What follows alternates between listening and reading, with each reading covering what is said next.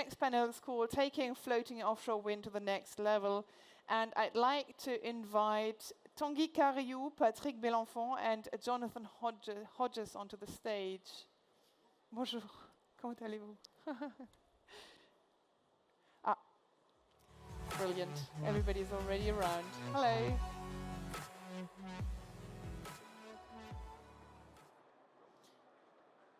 Thank you for joining me. Tanguy Cariou, bonjour. Tanguy Cariou. You're country manager France at Spain's Navantia, which has in the past provided floaters for 3 pre-commercial projects in Europe and is looking at upcoming tenders in Europe. Now, the question here is obviously, one of the big questions is how to bring down costs. And you are looking at new ways of manufacturing floating platforms to do just that, right? Thank you. Hello. A bit closer to the mouth. Is it better? Yeah. Good.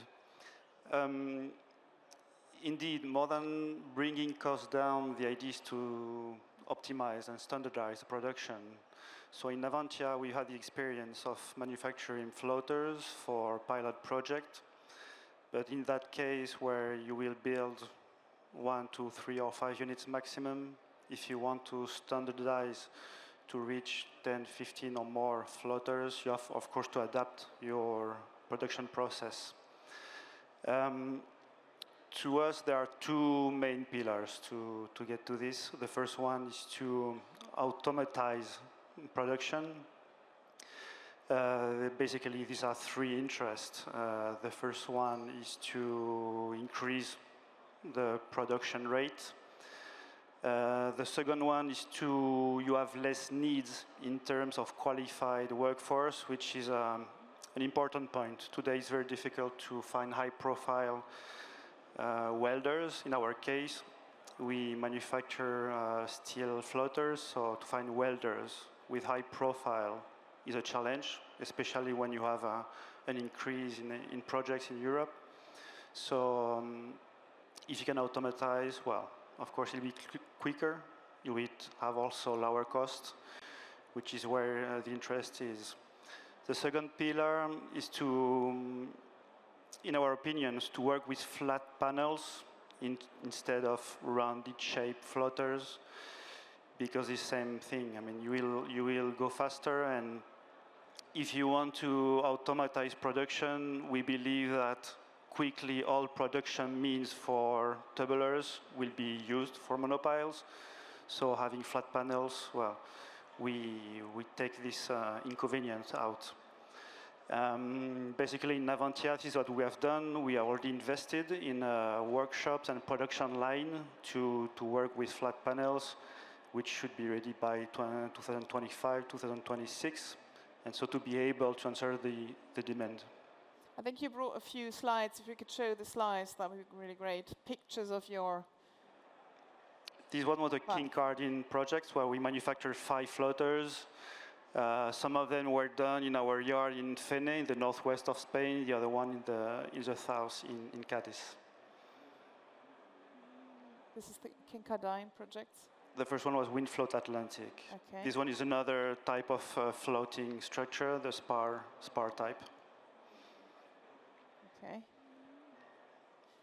And so I understand that logistics could also play an important role in bringing down costs. Yes, of course. Like any offshore wind projects, you know, well, logistics, you'll say it better than me, I guess, is crucial. So there are 2 aspects I think we have to highlight. So the first one is in the production process, where if you want to face production of 15 or 20 floaters at the same time, you need to organize your production. Maybe you will build blocks in some place, bring them to another place where you can assemble the blocks. You can have some local content requirements. You can bring these blocks from another country.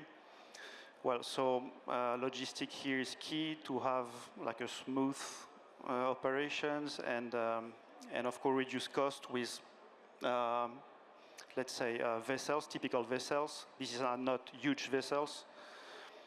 And the other one where you may use you may need huge vessels is the last part of the production, which is load out and transport. Load out, right now there are some new ways which are being worked on. Flexible systems are being studied, and I think this is also a key point. And the last one on the load out and transport is the submersible barges that have been used for single units are too expensive for a 15 floaters project. So they need to be towable. You need to be able to tow your floater from the point where they have been manufactured to the farm where they are going to be set up. So this is also for us very a key in the project. I understand standardization is also really important in that sense when it comes to the floaters, but also when it comes to other components. Yes, indeed. I mean, the design has a direct impact on the way we can manufacture the floaters. We, as a manufacturer, we are, as we say, design agnostic, which means we can build any floater. But of course, as I was saying before, we have our preference for this specific aspect of industrialization and easy manufacturing. So all the industry has an interest, I believe, in reducing the type and the models, designs of floaters. And also, well, I think in this sense, this is very important to have a dialogue between designers and manufacturers to integrate from the beginning what would be a good standardization approach for the floater. Do you feel that the developers or the designers in this sector and the floating sector are well aware of that? Are we at that point yet where actually the number of different designs is going down? I think we are between these pilot projects, new real 250 megawatts projects with floaters, so are really at the changing worlds right now. I mean, we've seen very beautiful designs. I mean, we have PowerPoint, which are very nice. But at the end, I think a few of them will remain, and the ones will be able to take into account these key aspects for the production should end up as a model. And this is also, I mean, we've seen it with the turbines, where there's a real difficulty in the change of size of turbines. We know the difficulties they are facing because we're increasing for each new project the capacity, the power of the turbine. This is the same for the floater. If we change size quickly, you don't have time as a manufacturer to find a way to do it better, and of course to have a profitability as well in the investment you will do to create a chain of production for our floaters. Right, well, thank you so much, Tanguy Cariou from Navantia. Patrick Belenfant, bonjour, hello. Bonjour. Hello. So you're director of Marseille-based Bourbon Wind that provides installation services at offshore wind farms. Floating offshore wind energy might be on the verge of industrialization. What's needed from your perspective to make that happen? Well, thank you for inviting us first. And I will have a continuity with Navantia because we are a ship owner, okay? And we at one stage, we owned 500 ships, and we built ships in series, over 100 in series in a row, and we decided to use flat plate. So it's just we were starting with a round shape and then moved to the flat plate because it was more economic. So we need industrialization. Industrialization means what? It means actually a process with a workload which is stable. It means we need to load the factory. That means we are a T&I, transportation and installation contractor, and our client is looking to deliver in big scale, let's say 500 megawatts, which makes 33 times 15 megawatt turbine. They are telling us, well, we want to deliver one floater every 7 to 10 days, no matter what happens, either with or without turbine, because we still have to tow it. So we need workload and we need sustainability. I think that's what we've seen with the operator in France, at least. They said we need gigawatt, we need the volumes, we need a workload every year. That's what we are looking as far as the suppliers. I think it's valid for the turbine makers, where they need actually a range and standard product. It's valid for the floater. It's valid for us because we are going to build ships, and ships, their lifetime is 20, 25 years or even more.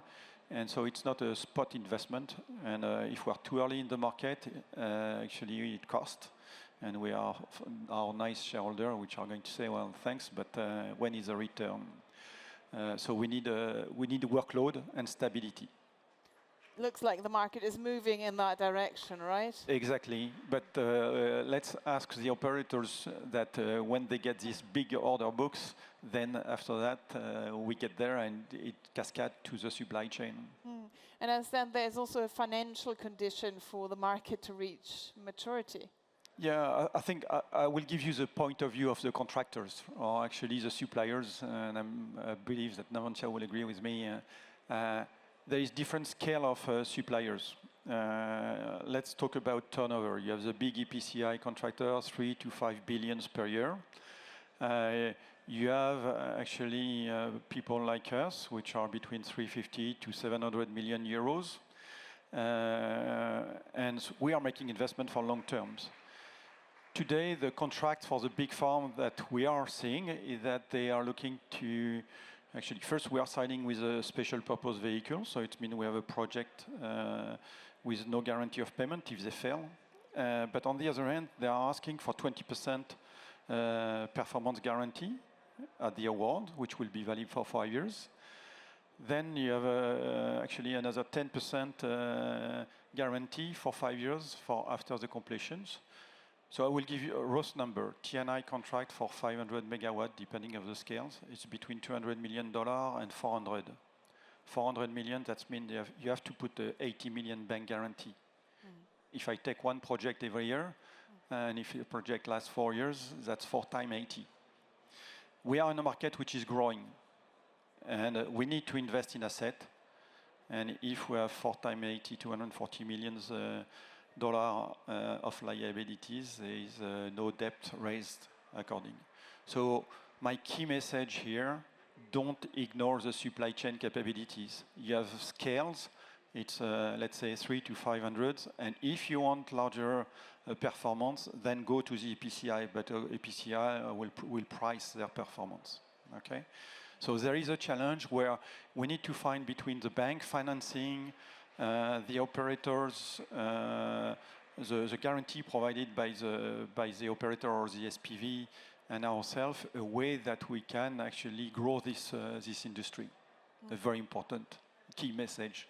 And I must say that I've seen some operators asking for 500 megawatt. They came and say, oh, no, we're not going to change at this stage. I said, I'm not going to give you any budget and price. We have 14 years of experience in floating wind market. I mean, if it's to be a subcontractors, I don't have the visibility to invest in 20 years of a lifetime of asset. A very important key message for us. So we'll choose our client. And today, in terms of anchor handlers, I mean, there is anchor handlers capable to tow the floaters. If you go for big ones, there is 40 units in the world. So there is a need for more assets. We just saw on the slide that was shown on the screen that you're obviously active in a number of markets. To what extent do you feel that the different markets, such as France, the UK, Norway, are deploying different strategies to reach that industrialization stage in floating offshore wind energy?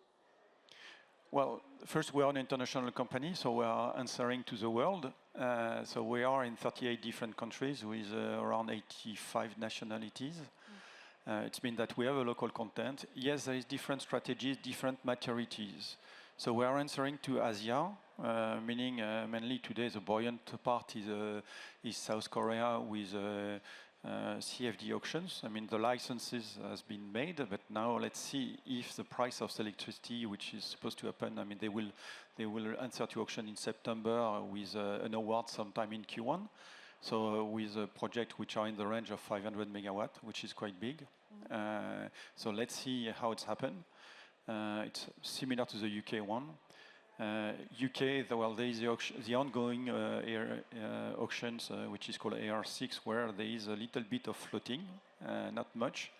The price has been increased to around £170 per megawatt, but it's connected to the shore. Okay, so it's including the export substation and the power cable. So let's see if there will be offers, and we expect to see awards sometime in early September, theoretically. France is different, so it's very interesting because you get the license and you have the selling price at the same time for 20 years. So pretty mature, and that's why we are very much interested. So I would say, and you have Japan, where there is a potential high subsidiaries from the States to develop the real industry because they need the wind industry. So today, and I would say the US is a little bit different because there is a maritime law which is called the Jones Act, which actually limits our access to the market. So I would say in terms of maturity, it will be a competition between Europe or France, South Korea, a little bit of Japan, Taiwan eventually, and Norway, but it's I would say there is some local content, high capacity over there. Talking about the Jones Act, we actually heard from Sam Salastro from the Oceanic Network from the US that some installation companies are using a method to circumvent that, using US barges to store components, because obviously the Jones Act says that you need to use US vessels to go from a US port to US port, with offshore wind farms considered ports. So would that be a way for you to circumvent that? Have you looked into that? I think what's still unclear is the floaters going to be considered as a US port? And is the anchor actually a US port? I was working in the late 90s in the US. And when we were laying pipeline from A to B, we were not making the connection at both ends. Like this, you were not connected to the subsea port or to the top side. So it's making a little bit strange. So we still need to look at the regulation. Is an anchor on the seabed a US port or not? And then that's where the challenge will be. So there is a little bit of changes. The tow and connection will have to be done by US flag vessels, US owned, US controlled, and US built. All right. Okay, well, thank you so much, Patrick Belenfant. Let's now hear a slightly different take from you, Jonathan Hodges. You are Innovation and Strategy Manager at public sector funding organisation Wave Energy Scotland, which has been running a wave funding program for the past 9 years. Now, this is on floating, but you're aiming to combine that wave program with floating energy now, right? Absolutely. Good afternoon, and thank you for including a slightly different perspective on floating wind. So we've been speaking here about deployment, standardization, industrial scale-up, which is clearly the near-term focus of the floating wind sector, and absolutely correctly. But I'm starting to think, along with many others, about into the future, how do we combine different technologies and take the benefits of sharing infrastructure, sharing services and supply chains between those other uses of the sea and floating wind. So I have a single slide just as an introduction to where we're coming from. As Lisa said, Wave Energy Scotland's been running an innovation programme for 9 years now, funded by the Scottish Government. It's taken wave energy technologies all the way from concept level through to large-scale demonstrators, proof of concept devices that have been tested in the water in Orkney in northern Scotland very successfully. We've also funded a series of subsystem development programs which have been made available to the sector. And more recently, have been running a program with the Basque Energy Agency in the Pays Basque called Europe Wave, co-funded by the European Commission, which is also going to bring forward large-scale wave energy devices over the next few years. So the main point there is that we're coming forward with commercial-scale wave energy technologies that are going to be moving towards commercial deployment in the next few years. And now, within Wave Energy Scotland, my role starts to look a bit further forward of how do we support those technologies towards those commercial deployments and towards those larger scale activities. And then particularly in Scotland, with the huge scale of ScotWind leasing rounds, and particularly the floating leasing areas within those in the far north and the far west, we're really starting to look out into the Atlantic into really quite significant wave energy conditions. So we funded a project by a company called OWC to look at the techno-economic and socio-economic benefits of co-locating these technologies in these floating wind parks. So they looked at the techno-economics and they looked at the social benefits and socio-economic benefits. And the key conclusions out of that project was that there's some really significant cost reductions to be had, primarily for wave energy. So it's just an enabling opportunity for wave energy to co-locate with wind, and that could produce up to a 40% cost reduction in the cost of energy for wave. But even more importantly for today's conversation, up to 7% levelized cost of energy reduction for floating wind, which is clearly a significant number in a more mature industry. So we're now starting to work with others, and there are many other projects working with researchers. For example, the EU SCORES project, starting to look at co-location of floating solar and fixed wind and wave and floating wind, starting to see the benefits of these co-locating technologies and starting to try to understand how those benefits can be made valuable for the floating wind sector. And now we're at a point where we just need to start to understand the perspective of the floating wind sector, accepting the fact that they're at a different stage of deployment, focusing on other things, but being able to work together to understand that benefit. Hence your presence here. Absolutely. So you just told us about your study. How close to a real project are you? In terms of wave energy? Or the combined project? There's a long way to go. There was talking into the sort of latter part of this decade and into the 2030s, I believe. But there are lots of things for us to do in order to get ourselves to readiness for that.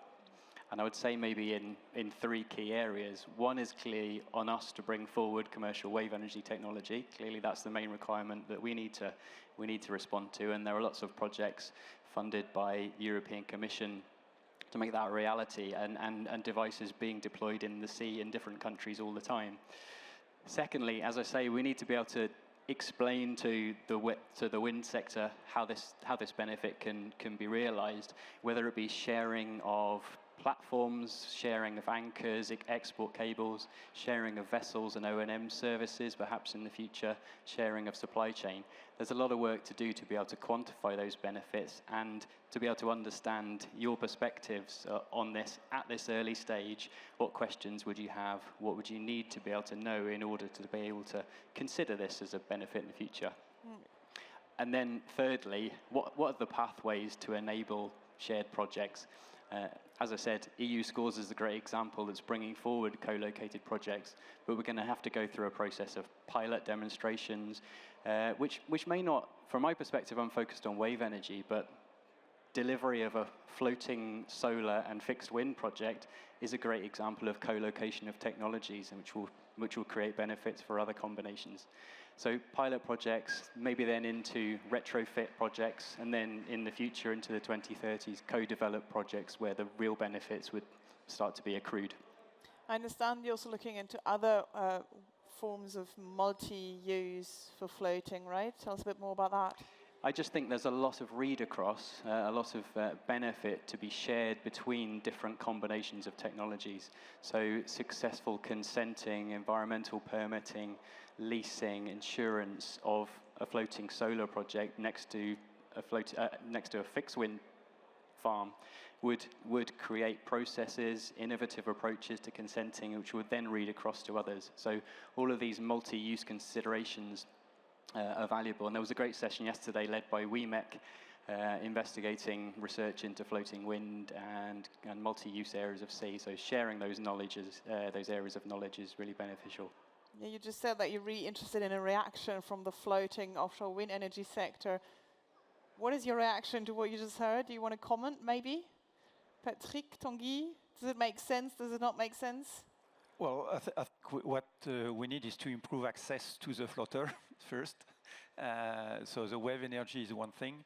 We've seen some prototype. Today we are totally agnostic, but let's say, yes, there is additional source of energy that needs to be taken into account. I mean, I'm in favor of flat plate floaters. Round shape, we know that there are actually a wave going through. So yes, there is an option. We see there is active ballast and passive ballast. There is actually a pressurized ballast. So I mean, there is different technologies. The problem is in finding who is going to be the one actually buying into the concept and accepting the complexity of actually two technologies which are different. So I would say good luck, but there's lots of work to do. It's a complex interface system. At one stage, we had a dream like you to put a crane on a floater, and the first floater we installed the second floater for the turbine. But we never managed to get either the operator, the floater designer, and the crane operator to team up together. So it's a complex scheme. Lots of hurdles. Absolutely, lots of work to do. Right. Tanguy, would you like to comment or not? No. Not much, but I can see that we are like in floating wind or on wave energy. People from the industry talking together. Maybe you can reach some common views, as we can see here on flat panels, for example. And I guess we are a bit more advanced in offshore wind than in wave energy, but you should follow the same path with tries, some successes, and then find some common ground for the best technology. All right, well, thank you so much for your insight. Thank you for coming. Thank you. And thank you for listening, everybody.